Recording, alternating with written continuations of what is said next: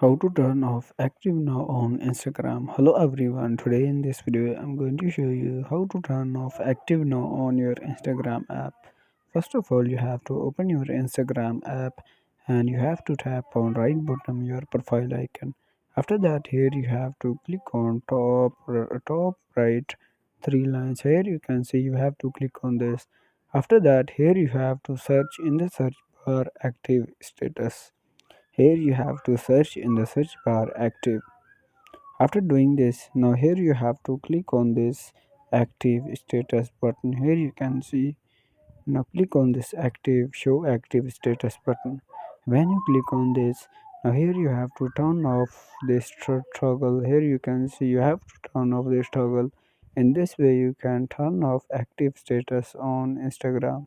If you like this video, please subscribe to the channel and see you in the next interesting video. Thanks for watching this video.